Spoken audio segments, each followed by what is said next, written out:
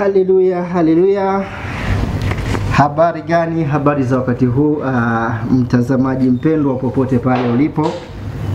Karibu sana kwenye wasaa mwingine mzuri kabisa. Siku nyingine nzuri ya leo ambayo mimi nina furaha sana kwa sababu kile kitu ambacho tulikuwa tunakisubiri kwa muda mrefu kweli kweli, swala zima la kuweza kupokea majibu ya maswali yetu, hatimaye siku imefika na wasaa umewadia. Tunaanza leo. Kwa hiyo karibu sana tuweze kuanza katika sehemu ya kwanza ya kusikia majibu kutoka kwa mtumishi wa Mungu Aston Adam Mbaya, ambaye tuko naye hapa kwa siku ya leo na tayari kabisa kwa ajili ya kujibu maswali yatokanayo na ushuhuda wake. Kwa hiyo nina furaha kweli kweli kwa sababu tumesubiri kwa muda mrefu, lakini hatimaye siku imefika. Kwa hiyo karibu sana wewe ambaye unafuatilia moja kwa moja live kupitia Promova TV, kupitia Jackton Msafiri. Karibu sana ili uweze kujumuika nasi kwa dakika hizi ambazo tunafungua ukurasa wa kuweza kusikia majibu ya maswali yetu kutoka kwenye ushuhuda wa vyumba 351 vya kuzimu. Niko na wageni hapa. Bila shaka sio wageni sana hivi kwa wewe ambaye unafuatilia umekwisha waona, lakini kwa wewe ambaye ni mgeni watajitambulisha na utaweza kuwafahamu. Lakini mimi ambaye nakualika, jina langu ni Jackton Msafiri.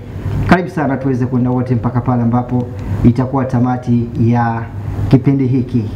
Karibu sana.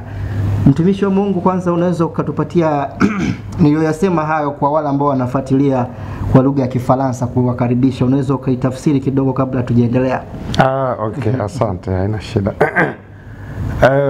Merci beaucoup. C'est le présentateur Jackton Msafiri qui approche les internautes et leur dire que nous remercions l'Éternel de nous avoir accordé encore ce temps, un temps longtemps entendu, où on attendait le prophète Adam Aston Mbaya pour venir répondre aux questions des internautes à propos de son témoignage qu'il a donné des 351 chambres de l'enfer. Et chose entendue, chose maintenant réalisée. C'était une idée, mais maintenant c'est une réalisation. Il est devant nous, il est là. Et soyez prêts avec toutes vos questions, comme ça il va les répondre. Donc je pense que c'était ça l'essentiel du message. Sawa. Haya, basi ndio hivyo alikuwa anajaribu kuweka sawa kwa wale ambao wanafuatilia kwa lugha ya Kifaransa pia waweze kuelewa nimesema nini wakati ambapo tunaanza. Kwa hiyo mimi niwakaribishe sana, nina furaha sana kuwa nanyi leo kwa ajili ya shughuli yetu hii ambayo tumeisubiri kwa muda mrefu kweli kweli. Karibuni sana. Asante sana. Bwana Yesu asifiwe. Asante sana. Asante sana. Okay, good. Bonjour. Bonjour. Nami pia nimeanza kujifunza. Asante sana. Sawa, tuanze kwa kuwatambua majina alafu tutaendelea. OK, merci beaucoup pour nous demander de nous présenter. Bon, il nous demande de se présenter. Je vais d'abord commencer avec vous. Présentez-vous d'abord et puis moi aussi je vais me présenter à la fin. Oui, shalom, shalom peuple de Dieu. Shalom watu wa Mungu. En tout cas, merci pour cette grande opportunité. Asante sana kwa muda huu. Comme cela a été déjà annoncé par le présentateur, kama alivyoongea mwanahabari hapa, chose promis, chose réalisée. Kwamba kitu kama tulivyoahidi leo tumetimiza. En tout cas, moi, je me nomme mimi naitwa le prophète Aston Adam Mbaya. Nabii Aston Adam Mbaya. Là, c'est un nom abrévié. Yani lile ni jina ambalo limefupishwa. Mais dans l'entièreté de mon nom, ila nikilisema lote na urefu wake, Astoneur Mbaya Mangwilo. Ni Astonei Mbaya Mangwilo. Là, c'est mon nom complet. Hilo ndilo jina langu lote la kuenea. Je suis marié d'une femme nimeoa, nina mke mmoja et père d'une petite fille. Na niko baba wa mtoto mmoja binti. Et je suis responsable de l'église Sacrée Chapelle de Dieu. Na mimi ni mwangalizi wa kanisa Sacrée Chapelle de Dieu. Cette église dont le Seigneur m'a établi il y a de cela 9 ans de l'existence. Ni kanisa ambalo Bwana aliniweka pale hivi sasa ni miaka 9. En tout cas, je suis très content de vous revoir ce soir. Bila shaka nafurahi sana kuwaona jioni ya leo. Mais au-delà de toutes mes présentations, je présente le Seigneur Jésus-Christ au moyen de sa parole. Zaidi ya mimi mwenyewe kujitambulisha, natambulisha pia Yesu Kristo kupitia neno lake. Mais le peu de ma connaissance, c'est ce que je voulais. Lakini kwa kutaka kunijua kidogo ni hayo. Merci beaucoup. Sawa, asante sana. Asante. Haya, karibu sana Tanzania. Tumekusubiri kwa muda mrefu kweli kweli kwa ajili ya kupata nafasi hii ya kujibu maswali yatokanayo na ushuhuda wako, lakini pia kuja kwa ajili ya Injili, watu wa kuone, wasikie kile ambacho umekibeba. Kwa hiyo karibu na tunafurahi sana kuwa nawe. Bienvenue en Tanzanie, on vous a tout attendu. Merci et vous êtes bienvenus, mais aussi pour la campagne d'évangélisation, vous êtes bienvenus en Tanzanie. En tout cas, merci beaucoup pour cette chaleureuse accueil. Asante kwa mapokezi yenu mazuri. Sawa. Moja kwa moja basi nikukaribishe. Huo ulikuwa ni muhtasari tu kwa wewe ambaye unafuatilia hapo uweze kufahamu kwanza wahusika ni akina nani. Wewe hujajitambulisha. Mimi nafikiri wananifahamu. Nimekuwa nikijitambulisha kila siku kwa msikilizaji na mtazamaji mpya. Kwa mtazamaji mpya. Mpya, mimi naitwa Langi Stani, ndilo jina langu, ni mtumishi wa Mungu, natoka DRC Congo. Karibu sana mtumishi. Asante. Asante. Haya. Mtumishi wa Mungu hapa Langi Stani ndio atakuwa atasaidia kuweza na nitasaidia kama translator. Yani kugeuza lugha, nageuza upande huu, nageuza upande huu. Ili kwamba uelewe wewe. Lengo ni kwamba uelewe ujumbe vizuri. Kwa hiyo ndio kazi nitafanya hapa leo. Leo sije hapa kuhubiri. Leo nakuja hapa kama translator wa kugeuza Kifaransa Kiswahili, Kiswahili Kifaransa.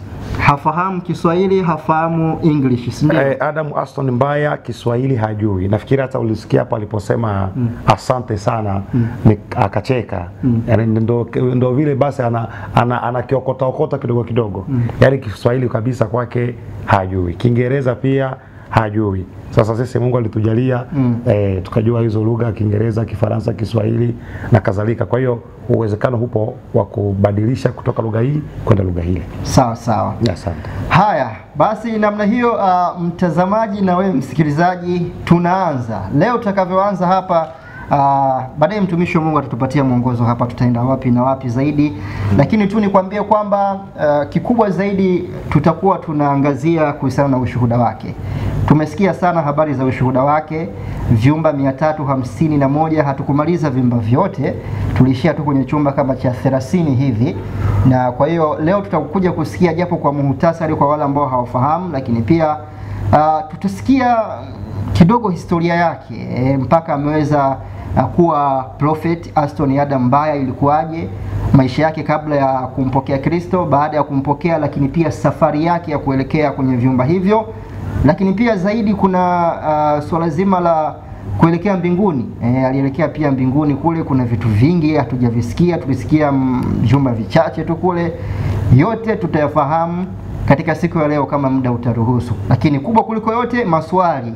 Maswali yako mengi sana ambayo tumeweza kuyapokea, watu wengi wameuliza maswali na mimi nimekuwa nikiorodhesha baadhi ya maswali. Kwa hiyo tutaanza kujibu swali moja baada ya lingine na yakija mengine pia tutayajibu. Kwa hiyo kama kwanza unasikiliza leo, ujue kwamba ndio kwanza tunaanza. Kwa hiyo yale maswali ambayo umekuwa nayo yatakwenda kupata majibu.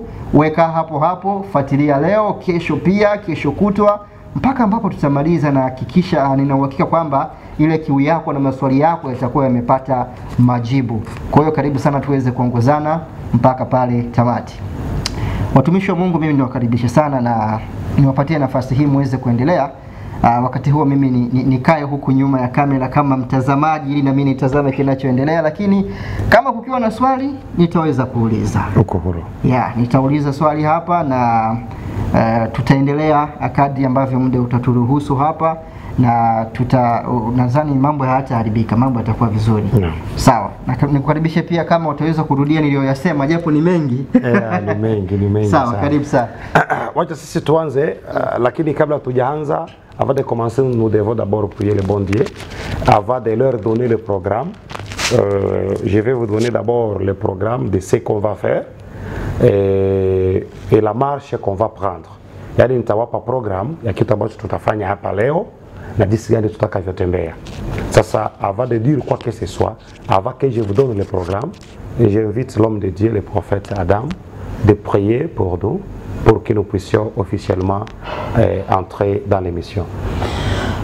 C'est avec sincérité du cœur que nous nous approchons à toi, Seigneur. Amen. Nous venons avec disponibilité et pensée retourner vers celui qui nous a créés. Éternel Dieu, tu sais que nous sommes des hommes tellement remplis de faiblesses et de réalités de la vie qui, de fois, ne nous amènent pas à comprendre la volonté parfaite de ce que tu souhaites pour nous. Mais Dieu de grâce, ton Saint-Esprit nous a toujours conduits, même au milieu de notre folie, au milieu de notre ignorance, au milieu de notre abandon. Tu nous donnes la force de continuer la route. Voilà, à ce moment, nous nous disposons pour répondre aux questions de ton peuple. Seigneur Dieu, que cela ne soit l'œuvre ni de l'intelligence, ni de la connaissance, ni de la compréhension humaine, mais que ce soit l'œuvre de le Saint-Esprit. Car le Saint-Esprit, tu connais la réponse à chacune de ces questions qui nous seront posées, Seigneur. Et toi, tu donneras des réponses aux préoccupations de ton peuple. Seigneur, dispose le cœur de ceux qui poseront des questions, non par un esprit de dispute, mais soit un moment très favorable, un moment motivant par le Saint-Esprit. Amen. Amen, amen. Merci beaucoup. Que Dieu vous bénisse. Amen. Nataka kuwapa programme. Je vais juste vous donner le programme de ce qu'on va faire. Leo tumekuja kujibu maswali. Donc aujourd'hui nous sommes venus pour répondre aux questions. Voilà ce qu'on va faire. Kitu cha kwanza kabisa ni hiki. Lazima tuwe na mpango wa jinsi tutakavyotembea. Maswali yote kuhusu ndoa hayatajibiwa in public. Hapana. Hilo tumeona tusifanye hivyo.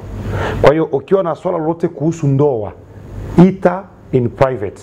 Utaita in private na tutaongea na litamalizika hilo. Kwa hiyo lolote linalohusu ndoa hatutalijibia hapa, sababu hicho ni chumba cha siri na hakiwezi jibiwa hapa nje. Basi mpangilio tena utakuwa hivi. Prophet atatupa historia ndogo. Le prophète va nous donner une petite histoire de ce qu'il a vu avant qu'il reçoive Jésus. Maisha yake kabla apokee Yesu, comment il a reçu Jésus, alipokea Yesu namna gani, et comment il a fait l'expérience qui nous a amené ici aujourd'hui. Na jinsi gani alipitia ushuhuda ambao umetuoleta hapa leo. Na hiyo tout cela prendra peut-être 30 minutes.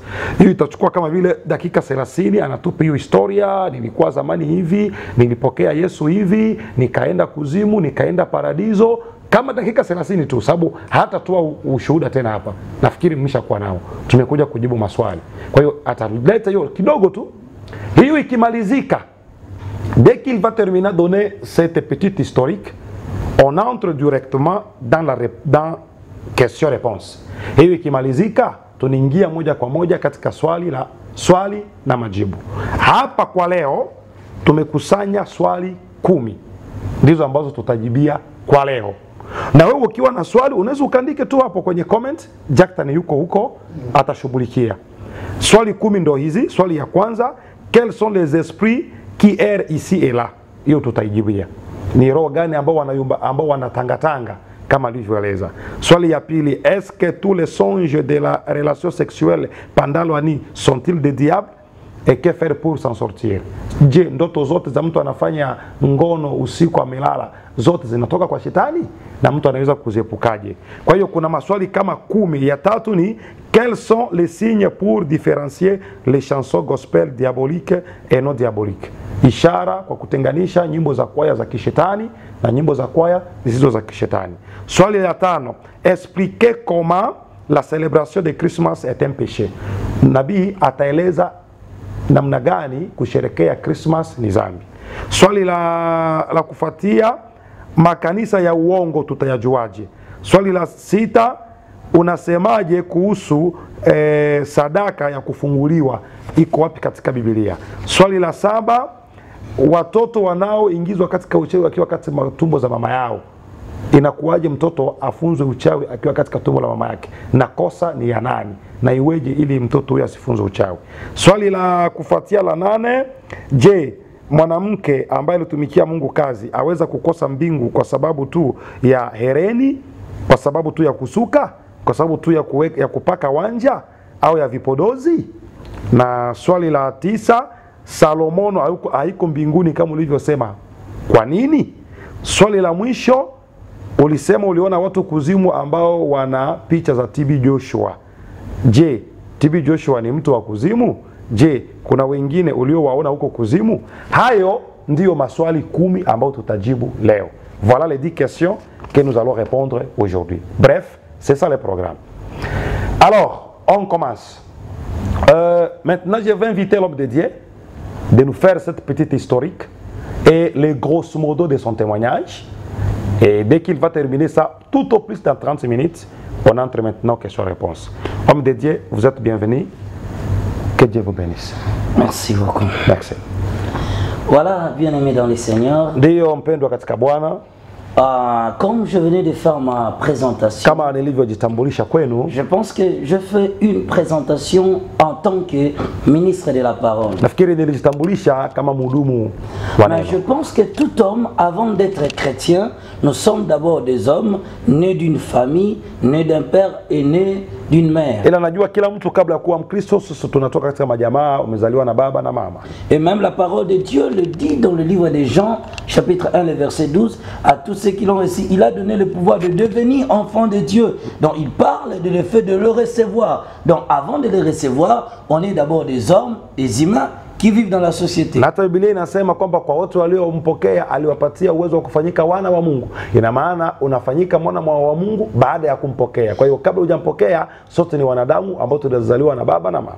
C'est pourquoi je prends aujourd'hui plaisir quand même de vous relater mon passé avant de venir en Christ. Ndio maana leo nafurahia hii fursa ya kuambia historia yangu kabla sijawa Mkristo. Parce que Jésus aussi a dit que vous serez mes témoins. Un témoin, c'est celui qui a vu et qui a attendu. Yesu alisema pia mtakuwa mashahidi wangu. Shahidi ni yule aliyeona na kusikia. La vie chrétienne est basée sur les témoignages. Maisha ya Ukristo ina msingi wake wa shuhuda. Car tout chrétien partout dans le monde que tu as un témoignage. Accepter Christ, devenir enfant de Dieu est un miracle. C'est pourquoi on a toujours eu des témoignages à relater où Dieu nous a pris. Sababu kila Mkristo popote alipo ana ushuhuda. Kukubali Yesu Kristo ni muujiza huo. Kwa hiyo kila mtu ana ushuhuda wake kama Mkristo. Peut-être ma conversion ne sera pas aussi extraordinaire par rapport à toi. Tu as peut-être des expériences le plus importantes plus que moi. Wenda mimi kwa kwangu kutakuwa kwa ishara sana. Wenda wewe umepitia mambo mazito kuliko mimi. Mais j'ai trouvé l'opportunité devant vous de vous expliquer aussi la part de ce que moi j'ai vécu. Lakini pia nimepata fursa hii ya kueleza kile nilichopitia. Vous savez, je suis né dans une famille chrétienne. Mimi nimezaliwa katika jamaa la Kikristo. Quoique aujourd'hui j'ai perdu mon père, mais quand même je suis né dans une famille chrétienne. Hata kama baba yangu ameshafariki, lakini nilizaliwa katika jamaa ya Kikristo ambapo nililelewa na baba na mama. C'était une famille tellement modeste. Ilikuwa kabisa ni jamaa nzuri où la seule espoir était toujours Dieu. Na tumaini letu ilikuwa tu Mungu. Mais nos parents se battaient quand même pour que nous puissions quand même vivre aisément. Lakini baba zetu walikuwa wanafanya kazi ili tuishi vizuri angalau. Car dans la vie, on prend toujours à se contenter du moins et du peu qu'on possède. Na hivyo maishani mtu anafurahi tu na kile kidogo alicho nacho. Mais je suis le puînier de la famille. Lakini mimi ni mtoto wa mwisho katika hiyo jamaa. Donc c'est-à-dire il y a un premier et moi je suis le deuxième. Donc je suis le puînier de la famille. Yaani kuna wa kwanza na kuna wa pili. Tuseme mimi ni mtoto wa pili anaye wa pili katika jamaa letu. Alors, étant né dans cette famille chrétienne, kwa hiyo nilipozaliwa katika jamaa hiyo ya Kikristo, nous avons toujours appris de nos parents à aller à l'église fréquemment et presque tous les jours. Kama kawaida tunafunzwa na wazazi wetu kwenda kanisani kila Jumapili kama kawaida. Car vous savez bien, chers parents, na mnajua vizuri wazazi wenzangu, la plus grande richesse que le parent peuvent offrir à leurs enfants, utajiri mkubwa ambao wazazi waweza kutolea watoto wao, la première chose c'est bien éduquer leurs enfants. kitu cha kwanza ni kufunza vizuri watoto. Deuxième chose c'est de les envoyer à l'école. Cha pili kuwatuma shuleni. Mais le suprême c'est de leur montrer la voie de Dieu. Lakini kikubwa zaidi ni kuonyesha njia ya Bwana. Car lorsque ces enfants grandiront, ils ne se détourneront jamais. Sababu watoto watakapokuwa wakubwa hawataacha njia ya Et Bwana. Dieu est l'héritage éternel. Na Mungu ni urithi wa milele.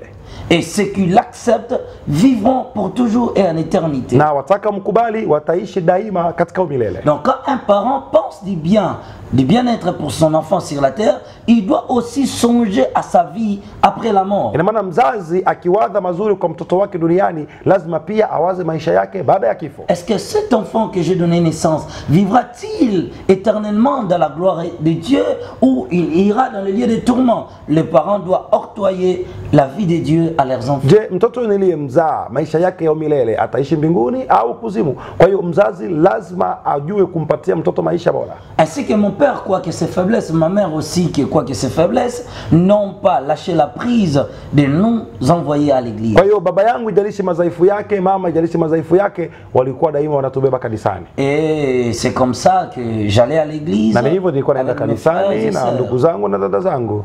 Mais les années passèrent. Lakini miaka ikapita. J'ai commencé à atteindre ce qu'on appelle l'âge de l'adolescence. Nikaanza kufikia ile miaka ya kubalea. Cet âge fut un moment le plus, je dirais, le plus sombre de mon histoire et de mon existence. Na miaka hiyo mimi ilikuwa miaka mibaya sana ya giza ya historia ya maisha. C'était l'âge de la rétrogradation de la vie chrétienne. Ilikuwa ni miaka ya kurudi nyuma katika maisha ya Kikristo. Je commençais à me rétrograder dans la vie de Dieu. Nikaanza kurudi nyuma katika maisha ya Ukristo. Je n'avais plus le même désir d'aller à l'église. Sikuwa tena na hamu ya kwenda kanisani. Je n'avais plus l'envie de fréquenter le milieu chrétien. Sikuwa tena na hamu ya kuhudhuru katika eneo za Kikristo. Je m'écartais facilement aux choses de Dieu. Na nikawa kabisa naenda mbali na mambo ya Mungu. Alors mes parents aussi qui étaient durs envers nous. Kwa hiyo baba zangu ambao walikuwa wakali sana zidi yangu ne voulaient pas voir des enfants de pas aller à l'église. Hawakutaka wanione mimi nisiende kanisani. Ne voulaient pas que leurs enfants passent la journée, toute la journée à la maison. Hawakutaka kuona watoto wao wanashinda nyumbani. Et que après l'école, on avait l'obligation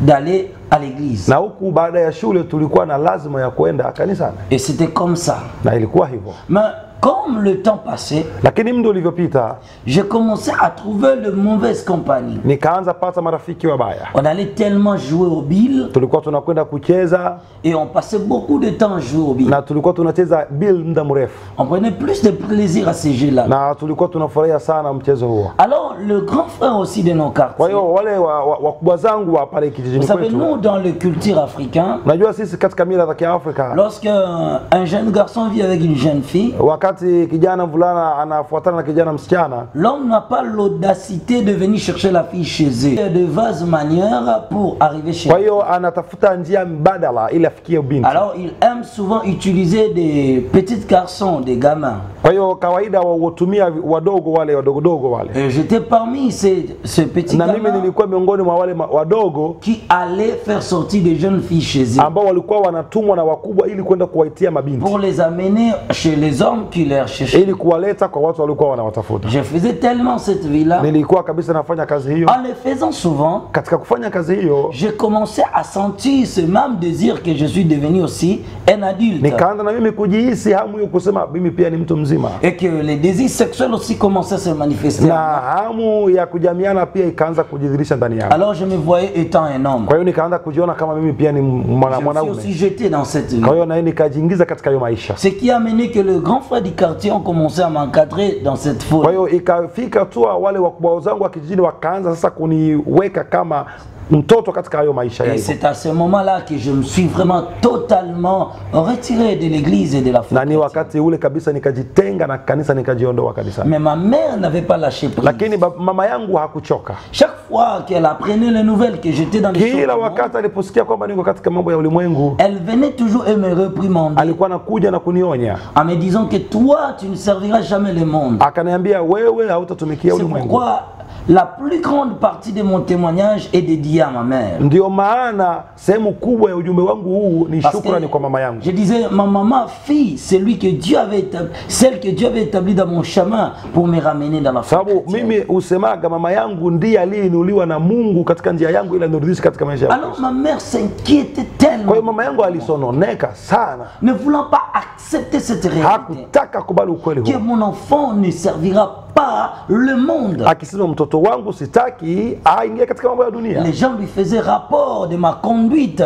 Watu walikuwa wakimpa ripoti ya tabia zangu et de ma délinquance juvénile. Na ubabe wangu. Mais elle ne cessait de prier. Lakini yeye hakuchoka kuomba. Elle ne cessait de me réprimander. Hakuchoka kunikemea. Elle ne cessait de crier sur moi. Hakuchoka kulalamika juu yangu. En me disant que toi tu akiniambia wewe utatumikia Mungu. Il disait toujours quand il me voyait dans le monde. Kila akiniona katika mambo ya ulimwengu anasema huyu sio mwanangu. Moi mon fils est un homme de Dieu. Mimi mwana wangu ni mtu wa Mungu. Moi mon fils est un serviteur. Mimi mwana wangu ni mfanyakazi wa Mungu.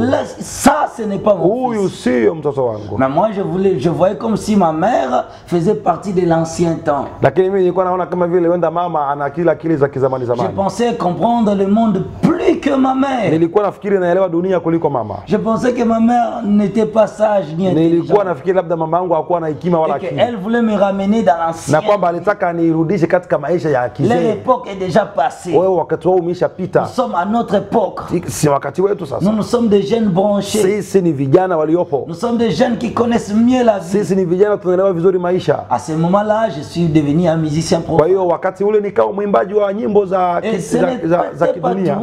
Na si hayo tu. Je faisais aussi partie de la société des personnes élégantes et des ambianceurs. Kwa hiyo nikaingia pia katika kile chama cha watu wababe na wanaojua kuvaa.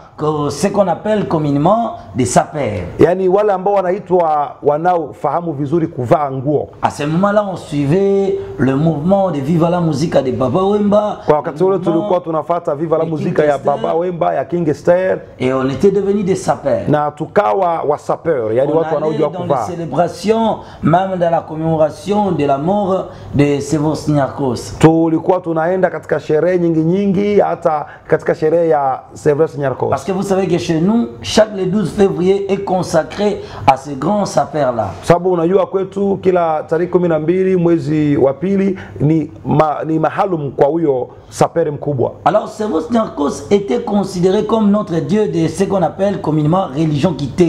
Kwa hiyo huyo Sevos Niarchos tulimshika kama vile Mungu wetu katika hiyo dini yetu ya Nitendi. Alors, vous savez religion Kitendi, c'est-à-dire les gens qui aiment bien s'habiller, yani kanisa Kitendi, yani watu wanaopenda kuvaa vizuri, watu walio na muonekano mzuri. Donc il est considéré comme notre dieu parce que c'est lui qui a révolutionné l'habillement congolais. Kwa hiyo tukashika huyo jamaa kama Mungu wetu sababu yeye ndio mwanzilishi wa mavazi ya Kikongomani. Alors j'ai commencé à proclamer cela que moi je fais partie de la religion Kitendi. Kwa hiyo nikaanza tangaza hilo kwamba mimi ni mwanamemba wa kanisa Kitendi. Et pour moi mon dieu c'était Servos Niarchos. Kwa hiyo mimi Mungu wangu alikuwa Servos Niarchos. Un autre prêtre qui représentait, qui était que je considérais comme notre pape par rapport à l'église catholique, on considérait comme notre pape c'était Papa Wemba. Na yule ambaye tulikuwa tunashika kama vile papa wetu alikuwa Papa Wemba. Et ce qu'on considérait comme notre cardinal, c'était King Kester Emené. Na ambaye tulikuwa tunaona kama vile cardinal wetu alikuwa King Emené. La folie du monde m'avait emporté. Basi ukichaa wa ulimwengu ulinibeba. J'étais dans la folie de ce monde. Nilikuwa katika ukichaa wa dunia hii. Je sentais que ça c'était la merde. Nikajisikia kwamba yale yalikuwa maisha mazuri. Avant de continuer, on lit un passage biblique. Kabla ya kuendelea tusome hapa Biblia. Matthieu chapitre 16 verset. Mathayo 16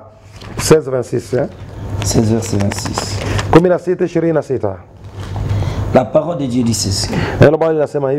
Et que servirait-il à un homme de gagner tout le monde s'il perd son âme? Kwani atafaidiwa nini mtu akiupata ulimwengu wote na kuipoteza nafsi yake? Un homme en échange de son âme. Au mtu atatoa nini badala ya nafsi yake? Alors moi j'aimais tellement le monde à cette époque. Kwa hiyo wakati ule nilipenda sana dunia. Et vous savez lorsque je suis emporté par cette na mnajua nilipoingia katika huo kichaa, j'ai trouvé aussi un grand frère qui m'a amené dans l'une des orchestres aussi connues de notre pays. Nikakutana na kaka moja aliyeniingiza katika bendi moja inayojulikana pale kwetu mchini. Et là, je devais maintenant me faire partie. Na pale nikaingia katika bendi hiyo. Je continuais à cette folie et ma mère se battait jour et nuit en disant que tu ne serviras ni la musique ni la mode, tu serviras l'Éternel. Niliendelea na mambo hayo ya kichaa, lakini mama yangu pia aliendelea kuniombea usiku kama mchana akisema hutatumikia ulimwengu, hautatumikia bendi za muziki, utatumikia Bwana Yesu. Alors au moment convenable, je suis devenu ce musicien. Kwa hiyo ndo ulipofikia nikawa kabisa mwanamuziki. Mais un temps arrivait, lakini kulifikia wakati moja où un homme qu'on chantait par des musiciens profanes, mtu ambaye tulikuwa tunaimba na wanamuziki wa kiulimwengu, avait ouvert un bar dans l'une des communes de mon pays. Huyu mtu alifungua bar katika mtaa moja pale kwetu. Et comme je faisais partie de la société des ambianceurs et des hommes élégants, donc nous on vivait dans des bars, dans des bistrots, dans des boîtes de nuit. Na kwa vile mimi nilikuwa mmoja miongoni mwa wale wa sapeur, kazi yetu ilikuwa kuishi katika bar, katika dancing club. Alors ce jour-là, nous sommes allés avec un groupe de mes amis. Kwa hiyo siku ile tulienda kabisa na kikundi cha marafiki zangu. On était dans cet endroit et on prenait de tulikuwa katika sehemu hiyo tukinywa pombe.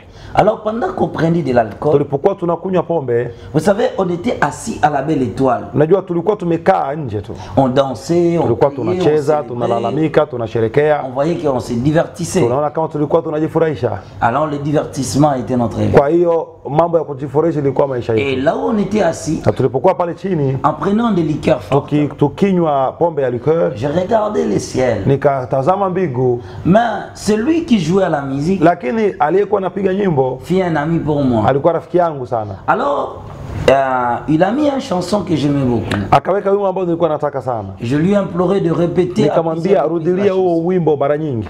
Et pendant qu'elle répétait la chanson, na alipokuwa akirudilia wimbo, moi qui étais assis à la Belle Étoile, mimi nilikuwa nimekaa chini. Soudain, je vis un homme marcher dans l'espace. Nikaona mtu anatembea angani. La personne qui marchait dans l'espace, mtu aliyekuwa anatembea angani akanikaribia. Et pendant qu'il s'approchait, moi je le regardais. Alipokuwa akinikaribia nilikuwa ninamtazama. Alors j'étais étonné. Sasa nikashangaa de voir un homme marcher dans l'espace. Kuona mtu anatembea angani. J'ai frotté les yeux. Nikagusa macho. Pour dire mais qu'est-ce que je vois? Nikasema naona nini mimi? Je pensais peut-être c'était le fait de l'ivresse. Nikafikiri huenda hii ni mbwembwe za ulevi. Mais quand j'ai frotté les yeux, lakini nilipogusa macho, je regardais encore. Nikatazama tena. Je me suis tué. Nikazisema c'était lui. Nikasema ni yeye. Une personne me regarde. Huyu ni mtu ananitazama. La personne là me fixa les regards. Ule mtu akanilenga macho. Et me dit avec autorité. Na akanisema maneno yenye kuwa na mamlaka. Akanambia, Aston, toi tu es chrétien. Wewe ni Mkristo. Ça ce n'est pas ta vie. Haya sio maisha yako. Ça ce n'est pas ta vie. Haya sio maisha yako. Sors de cet endroit. Toka sehemu hii. Et quand il dit cela, aliposema vile, je regardais encore. Nikatazama tena. Je dis mais qu'est-ce qui s'est passé? Nikasema nini? J'ai touché les amis qui étaient là. Nikagusa marafiki zangu waliokuwa pale. J'essayais de leur parler. Nilijaribu kuwaongelesha. Est-ce que voyez-vous la personne dont je vois? Unaona huyu mtu ninayeona? Il me dit. Wakaniambia. Il regardait. Na wakatazama juu na wao juu wote pamoja. Il me répondait à na wakaniambia wakaza pamoja. Nous ne voyons personne. Sisi hatuoni mtu. Est-ce que tu rêves? Je, unaota ndoto? Je leur ai dit. Nikamwambia. Je ne sais pas. Sijui. Je regardais encore. Nikatazama tena. Il dit Aston. Wakaniambia Aston. Tu es chrétien. Wewe ni Mkristo. Ça ce n'est pas ta vie. Haya sio maisha yako. J'ai dit oh. Nikasema ah. J'ai dit mes amis regardez. Nikasema rafiki zangu tazama. Hamuoni huyu? Là-haut la personne qui me parle. Huyu mtu ananiongelesha. Il regardait encore. Wakatazama mara tena. Me répondant à l'initiative. Wakaniambia tena. On ne voit rien. Hatuoni chochote. Oh mais il me dit. Wakaniambia. Peut-être tu es sous l'ivresse. Labda ni ulevi. Il pensait que j'étais sous le. Waliwaza lewenda nilikuwa moi je leur ai dit je ne suis pas. Mimi nikamwambia hapana, huu sio ulevi. Je ne suis pas sous le fait de l'ivresse. Mimi huu sio ulevi. Je vois une personne. Ninaona mtu ananitazama. Cet homme là me fixait. Huyo mtu akanitazama akanilenga macho. Cet homme là me regardait. Akanitazama huyo mtu. Il voyait ma folie. Akaona ukichaa wangu. Il me voyait dans ce monde. Akaniona katika dunia hii mbaya. Il me voyait dans ce monde. Akaniona katika dunia hii ya dhambi. Il me voyait dans cette vie. Akaniona katika maisha yale mabaya. Il me voyait. Aliniona dans cette réalité utile. Hizo kweli za uongo. Akanitazama macho. Akanitazama macho. Akasema wewe ni Mkristo. Mimi nikatazama pembeni wa watu C'est comme wananizunguka. l'histoire de l'apôtre Ni Paul. kama historia ya mtume Paulo, Que les gens qui étaient kwamba avec watu lui walikuwa pamoja virent naye réellement la lumière, wakaona mwanga, mais n'entendirent ni lakini la voix, hawakusikia et ne sauti virent la na personne. hawakuona mtu. Quand le Seigneur Wakati appelle Bwana quelqu'un, anapoita mtu, il n'a pas besoin de hana gens qui haja ya watu wote Quand kuambia. Dieu t'appelle, Mungu anapokuita il ne regarde pas ton atazame entourage. nani anakuzunguka, Il t'appelle toi, anakuita wewe parce que c'est toi sababu qui es wewe utile. ndiye ambaye Il n'a pas unafaa besoin des kwake. gens qui t'entourent. Yeye hana haja ya wanaokuzunguka. C'est pourquoi, Ndio maana quand tu viens en Dieu, unapokuja kwa la Bwana, Bible dit, Biblia inasema celui qui met sa main sur la charrue, mtu anapoanza kulima regarde shamba derrière. na kutazama nyuma, il n'est pas digne de moi. huyo Il hanistahili, n'est pas propre pour le huyo royaume. hastahili kwa ajili ya ufalme. Bien-aimé, Ndugu zangu, à ce kwa moment-là, wakati ule j'ai décidé niliamua de lui répondre seul. kumjibu yeye Je lui ai mwenyewe, dit, moi là, nikamwambia mimi je ne huyu, suis pas chrétien. mimi sio Mkristo. Les hommes m'attendaient. Watu walikuwa Ils wanisikia pensaient que c'était la folie. wakafikiri labda ni ulevi, Ils pensaient que c'était le début wakafikiri de la labda fête. ni mwanzo wa Ils uchawi, pensaient que je perdais la wakafikia raison. labda mimi siko tena J'ai dit, sawa moi, sawa je ne suis pas kiakili. chrétien. Nikasema mimi si Mkristo Parce que je pensais être sababu chrétien. nilifikiri kuwa C'est Mkristo. être comme des témoins de Nilifikiri Jéhovah. kuwa Mkristo ni kuwa kama shahidi wanavaa tai Dans un ndefu village. ambao wanapiga Et je kitoko voyais que kikubwa, moi, un jeune na élégant, mimi nilifikiri mimi kijana de la elegant sorte. niwe kama vile ule. Refusé. Nikakataa, j'ai nié. nikakataa, Je ne suis pas chrétien. nikasema mimi si Je Mkristo, ne ferai jamais mimi partie sitakuwa de la kamwe communauté chrétienne. katika hivyo vyama vya Wakristo. Mais lui, il m'a Lakini dit yeye encore, akaniambia tena, Aston, tu es Aston, chrétien. wewe ni Mkristo, Ce n'est pas ta place. hiyo sio nafasi Et yako. pour cette fois-ci, Na kwa mara hiyo je voulais encore réagir. nilitaka tena Je nimjibu, voulais répliquer. nilitaka nimjibu Et je me suis retrouvé na derrière. nikajikuta niko nje. Qu'est-ce qui s'est passé? Nini ilipitikana pale? Comment je suis sorti? Nilitokaje nje? Je ne sais. Sikujua, Mais lorsque je suis sorti, lakini nilipotoka la frayeur me saisit. nikashikana hoga, C'est alors ndiposa je rentrais, nikarudi monologuant, chemin faisant. nikienda najisemesha mwenyewe barabara mzima nikisema, ikiwa ni wewe kumeniita, Bon, c'est pas grave. bo hakuna shida, Bon, j'irai à l'église. nitaenda kanisani, Je serai chrétien. nitakuwa Mkristo Parce qu'aller à l'église, c'est le sababu dimanche. kwenda kanisa si ni kwenda J'irai à Jumapili. l'église. Kwa hiyo mimi nitaenda Mais je kanisani, garderai ma vie. lakini uniache na Je maisha yangu. continuerai à prendre de l'alcool. Nitaendelea kunywa pombe, Je continuerai à m'habiller de ma façon. nitaendelea kuvaa namna yangu hii, Et j'entraînerai les frères de l'église na à ma vie. nitaendelea kufunza ndugu zangu wa kanisa maisha yangu. Ça, c'est un petit problème. Kwa hiyo ni shida ndogo tu. Chaque dimanche, on est à l'église. Kila Jumapili nitakuwa Là, à kanisa. cette époque, j'avais des expressions barbares.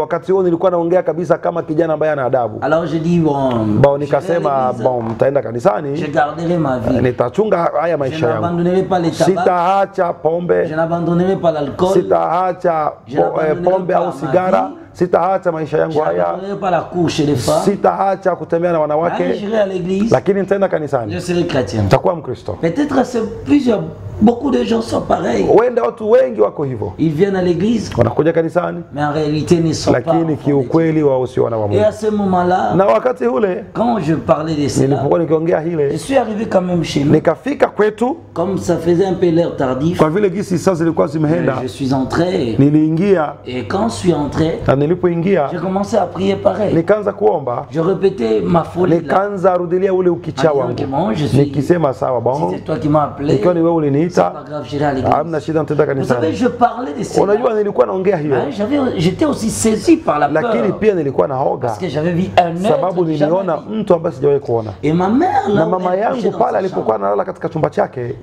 du haut de sa couche, alipokuwa analala kule, elle cria. akalalamika, Peu importe la manière dont akasema haijalishi unaomba namna moi, je gani, sais que c'est Dieu. mimi najua ni Mungu aliyekutana na wewe. C'est à ce moment-là, Ni wakati ule je perdis ces mots, nilipoteza yale perdis maneno, cette expression. nilipoteza maneno mabaya Je kinoni commençais à mwangu, prier comme tout le monde. nikaanza kuomba kama watu J'ai wengine, regardé l'agonie de l'œuvre de la croix. nikatazama jinsi Bwana alivyoteseka Quand on msalabani. pose nos mains sur la tête du Seigneur. Wakati tunapoweka mikono yetu juu ya kichwa cha Vous savez, Yesu, c'est comme à l'époque où on allait en Israël, ni kama vile wakati tulipokuwa tunaenda confesser ses Israeli péchés devant kutubu les dhambi zako sacrificateurs. mbele ya wakuhani wakuu. L'homme avait l'obligation d'amener, Mwanadamu alikuwa analazimika kubeba mwanakondoo, arriver avec son agneau, anafika na ule mwanakondoo il wake, posait la main sur la tête anaweka de mikono l'agneau. yake juu ya kichwa cha Il kondoo, confessait son anaanza péché. kutubu dhambi Le zake. péché de cet Dhambi homme za ule mtu était jeté, zilikuwa zinatupwa, introduit zinaingia par cet agneau. ndani ya yule mwanakondoo. Cet agneau devait être Ule sans défaut. mwanakondoo alikuwa asingekuwa Cet na wa, agneau il devait être sans défaut. yule mwanakondoo angepaswa awe si Il bila portait wa. alors le péché de Kwa l'homme. hiyo yeye alikuwa anabeba dhambi za mwanadamu. Alors quand on lui coupait la gorge, Sasa walipomkata shingo, agonisait, anakufa, elle criait, alikuwa analalamika, elle pleurait. alikuwa analia. Le pécheur était sauvé, Yule mwenye dhambi l'agneau angeokolewa, était parti à sa lakini place. yule mwanakondoo alikuwa À ce amekufa. moment-là que je priais, Na ni wakati nilikuwa ninaomba Isaïe 53, Isaya La parole de Dieu 53 Biblia il a inasema porté nos châtiments, kwamba amebeba Il a porté dhambi nos zetu, crimes. amebeba Il a malalamiko porté nos yetu, péchés. amebeba dhambi Il a zetu, porté nos iniquités. amebeba makosa yetu. L'homme des douleurs. Mtu wa L'homme des machungu, douleurs. mtu ambaye Il y a amesikia uchungu. quelqu'un Kuna mtu qui a porté ton péché. ambaye anabeba dhambi zako. Il y a quelqu'un Kuna mtu qui a porté ambaye qui a anabeba porté tes actes. ambaye anabeba Qui a matendo porté yako, tes crimes. ambaye Et la anabeba Bible makosa nous dit yako. encore Na Biblia que inaniambia c'est par ce maître ici kwamba ni kwa kupigwa que nous kwake, sommes sauvés. kwamba sisi tumeokolewa Par ce maître kwa ici. kupigwa kwake, Par ce maître kwa ici. kupigwa kwake. Bien-aimé, à ce Ndugu moment-là, yangu, wakati ule si tu regardes kama la ukitazama kazi ya Jésus n'est msalaba, pas mort Yesu pour hakufa que nous puissions ili avoir des kwamba maisons. tuwe na Il n'est manyumba, pas mort pour l'argent. hakufa kwa ajili ya Il est pesa, mort pour ton âme. amekufa juu ya Il est nafsi mort yako, pour toi. amekufa Pour juu que yako tu puisses hériter ili kwamba uweze le kurithi royaume de Dieu. ufalme wa Mungu. Un grand prix Kwa bei kubwa ya a mfalme été payé imelipwa pour qu'un pécheur ili comme moi, kwamba mfanya dhambi un kama pécheur comme mimi, toi, mfanya dhambi kama soit wewe sauvé. uokolewe. Bien-aimé, à ce Ndugu moment, yangu, kwa wakati ule j'ai commencé à sentir nilianza kuhisi le poids de l'iniquité. uzito wa J'ai commencé à dhambi, sentir nilianza kujihisi le poids du péché. uzito wa Je dhambi, regardais mon sort. nikajitazama Que si mimi, je mourrais, nikajiona je, ningekufa hivi. si je mourrais, Kama ningekufa, il y a un cantique qui dit, kuna wimbo unasema, si tu mourrais ce soir, ukifa jioni ya leo que diras-tu à Dieu? utasema nini mbele za Mungu? J'ai commencé à prier, Nikaanza kuomba, j'ai commencé à confesser, nikaanza kutubu dhambi je zangu, reconnais mes actions, nikakumbuka maneno ya matendo yangu. Wakati ule je priais vraiment, niliomba kweli, je confessais mon péché. nikatubu dhambi Mais zangu. après avoir fini, Lakini baada ya kumaliza, les matins arrivèrent, asubuhi ile mes amis sont venus encore. rafiki zangu wakafika Et kunitafuta, quand ils sont venus, na walipofika ils voulaient me dire, me parler comment je fuis. walitaka kuniambia vipi nilikimbia jana Moi, ce nini. jour-là, j'étais chrétien. Siku ile mimi nikamwambia mimi ni Je Mkristo, parlais comme un enfant de Dieu. nilikuwa naongea kama mwana wa Il Mungu. m'écrit à ma conversion. Hawakuamini katika wokovu Il wangu, dit tout le monde peut se repentir sauf quoi. walisema kila mtu anaweza tubu dhambi lakini Et si moi, je wewe. leur ai dit, Mimi nikamwambia si le monde ne se repent ikiwa pas, dunia nzima haitatubu, moi, je me réponds. mimi nitatubu. Je donne ma vie à Dieu. Nimempatia Yesu maisha C'est yangu. alors que ma mère me conduira chez son Ndiposa pasteur. mama yangu akaniongoza kwa mchungaji wake, Parce qu'on aura toujours besoin de quelqu'un. sababu lazima uwe na haja ya mtu Même lorsque fulani. Paul a rencontré Jésus, Hata wakati Paulo alipokutana na le Yesu, Seigneur l'a conduit. Bwana alimuongoza kwa mtumishi wake Donc Anania. tout chrétien Yaani kila a Mkristo toujours eu quelqu'un ana haja ya mtu qui fulani lui ouvre le porte du royaume. ambaye atamfungulia mlango Et wa ma mère m'a ufalme. conduit chez son Na mama pasteur. yangu akaniongoza kwa mchungaji J'ai fait wake, ma confession. nikatubu dhambi zangu huko, Et le pasteur na ule mchungaji m'a fait accepter Christ. akanifanya nikubali Yesu na nikabatizwa, C'était là le début de ma vie chrétienne. na hiyo ndio mwanzo wa maisha yangu ya Alors bien Ukristo. aimé, c'est Basi ndugu, hiyo ndio historia de ma vie chrétienne. ya maisha yangu ya Et ma vie Kristo avant de venir en Christ. na maisha yangu ya kabla sijawa Mais Mkristo. lorsque maintenant je suis venu en Christ, Sasa nilipookoka, après le baptême, yani baada ya mon ubatizo, sort chrétien était cerné. oui, Mon sort chrétien était cerné. wasi nikaanza maisha yangu ya Et Ukristo le sceau de Dieu m'était donné. na nikapewa muhuri wa Bwana. Possédé maintenant le Saint-Esprit. Kwa hiyo nikapokea Roho Je suis Mtakatifu, devenu un chrétien. nikawa Mkristo. Je gardais la vie de prier chaque jour. Nilikuwa na maisha ya kuomba kila siku, Et vous savez, cet événement dans ces bars est passé à 22h. na mnajua ile jambo katika ile baa ilikuwa saa 4 dakika 30 za usiku. Alors je gardais le même heure. Kwa hiyo nikawa nachunga hizo Ça saa, est devenu ma coutume. kwa hiyo nikawa na asili ya kuomba saa Lorsque hizo, seulement 22h, yaani ikienea tu saa 4 dakika je devais 30 me prosterner pour la prière. ilibidi nipige magoti ili niombe. Je passais un temps de la présence. Nikawa napitisha muda kwenye mbele C'est wapo wa comme ça Bwana, que je vivais. na ni hivyo nilikuwa ninaishi. Mais au début, j'avais des petites visions, Lakini mwanzo kabisa nilikuwa napata maono des kidogo petites kidogo, réalités qui se passaient. mambo fulani fulani hivi, C'était des petites choses. ilikuwa mambo madogo Des madogo. fois, tu vois une lumière, Mara unaona on hiki, te dit ici c'est l'enfer, wanakuambia hapa ni ici c'est le kuzimu, paradis. hapa ni paradiso. Mais les années écoulèrent. Lakini miaka ilivyopita, J'ai commencé maintenant le ministère nikaanza huduma en 2012. mwaka wa Une 2012. femme de l'église Mwanamke mmoja kanisani kwetu va nous appeler akatuita, pour me dire, pasteur, akaniambia, mchungaji, je vous donne nakupa une chambre de ma maison nakupatia chumba moja cha nyumba qui yangu sera comme votre chambre haute, iwe kama chumba chako cha par maombi, lequel tu peux passer avec tes serviteurs pour prier. ambapo unaweza pita na watumishi wengine mwe mnaomba. Et j'allais, je Kwa revenais. hiyo nilikuwa ninaenda pale naomba, naenda Un narudi. jour, je suis allé et Kwa je me hiyo suis installé siku là. moja nikaenda pale kwenye chumba kile Et nikakaa, certains de mes serviteurs aussi, na baadhi ya watumishi wangu pia Sont allés nao s'installer wakaja, aussi. tukakaa sote pale et on a commencé à na vivre. tukaanza kuimba pale, kuishi. Arrivé en Kwa hiyo 2013, kufika mwaka 13. Donc pour moi, chaque 22h30, Kwa hiyo mimi asili yangu kila saa 4 dakika 30 nilikuwa ninaomba. Mais à ce moment-là, arrivé à 22h30, Lakini usiku ili kuifika hizo saa je me suis prosterné pour la prière. nikapiga magoti ili kuomba. J'avais éteint la lumière. Nikazimisha mwanga. Le frère qui m'accompagne au ministère, Ndugu walionisindikiza katika huduma à ce moment-là, il se reposait. kwa wakati walikuwa wamepumzika. Et j'avais éteint la lumière. Na nilikuwa nimezima Je mwangaza. faisais ma Na prière. nilikuwa ninaomba. Faisant ma prière, Nikiomba et je fus tellement concentré dans la prière. nikaingia kabisa katika kilingi cha maombi. Soudain, je ressentis comme si la Kabla lampe tu était allumée. nikasikia kama vile taa tena Vous imewaka. savez, même si les yeux fermés, Unajua hata kama umefunga parce que macho, vous êtes devant la lumière, ukiwa mbele ya mwanga vous ressentirez que il y a la lumière. utasikia kwamba kuna mwanga. Alors, je voulais Sasa regarder. nilitaka nitazame. Quand j'ouvris les yeux, Nilipofungua macho, une lumière forte mwangaza mkubwa me frappa dans les yeux ukanipiga kwenye macho et je suis tombé en na extase. nikaanguka nikazimia. La lumière là était tellement forte Ule mwangaza ulikuwa na nguvu sana qu'un œil ne pouvait. kiasi kwamba hakuna jicho lingeweza Et quand je kutazama. suis tombé à Na terre, nilipoanguka chini, c'est alors que j'attendis une voix. na ni wakati nikasikia La sauti. voix là qui dira, Sauti ikasema, Aston, Aston, tu as été choisi umechaguliwa pour être témoin des choses que tu ili uwe shahidi wa mambo utakayoona. Sache-le bien, Kumbuka hiyo je vizuri, t'amènerai en enfer nitakubeba kuzimu pendant plusieurs jours siku nyingi pour que tu écrives ili et uandike que tu enseignes na ufundishe aux habitants de la terre kwa wananchi wa que dunia l'enfer existe. kwamba kuzimu ni kweli. Car ceux qui n'ont pas voulu suivre mon chemin Sababu wale ambao hawakupenda kufuata njia finiront dans cet yangu endroit wataishia mahali affreux. hapo pabaya. Mais ton témoignage Shuhuda yako servira à ramener itasaidia plusieurs de kurudisha ceux qui sont sous la watu wengi ambao wamefungwa na le shetani chemin de la raison. warudi katika njia ya Et kweli. quand la voix dit cela, Na wakati sauti iliponiambia la hivyo, voix cessait. ili sauti ikaisha. C'est comme ça. Na ni hapo Comme j'étais tombé en extase, nilipoanguka pale chini dans cet nikazimia, état, je pensais que c'était un rêve. na wakati niliwaza labda ni ndoto. Alors je me suis réveillé en sursaut. Sasa nikasimama, Et comme je me suis réveillé, na niliposimama je regardais, nikaangalia, je suis devenu deux. nikaona nimekuwa watu Un wawili, corps était accouché à nikawa l'autre, naona mwili mmoja unalala pale et un chini autre était debout. na mwingine uko wima. Qu'est-ce qui s'est passé? Nikaanza kuuliza nini J'ai hii, frotté les yeux pour savoir. nikagusa macho ili J'ai nijue, frotté encore les yeux. nikagusa tena macho, C'était une réalité. ilikuwa ni kweli. Les corps couchés sur la terre Ule mwili uliokuwa umelala chini étaient moi. alikuwa ni mimi, Ceux qui étaient debout aliyekuwa wima pia étaient toujours moi. alikuwa mimi. Voulant toucher le Sasa matériel, nikataka niguse vitu, je n'avais plus l'accès au sikuwa tena na uwezo wa kugusa kitu, Je ne pouvais plus toucher les accès. singeligusa kitu chochote J'ai kile. réveillé les gens qui dormaient avec moi. Nikajaribu kuamsha watu walikuwa wamelala pembeni yangu, walikuwa wanisikia sauti Je me yangu. suis adressé à la chambre du Nikaenda kwa chumba cha yule mama aliyetupa chumba hii, nikajaribu kumwamsha na yeye yule mama,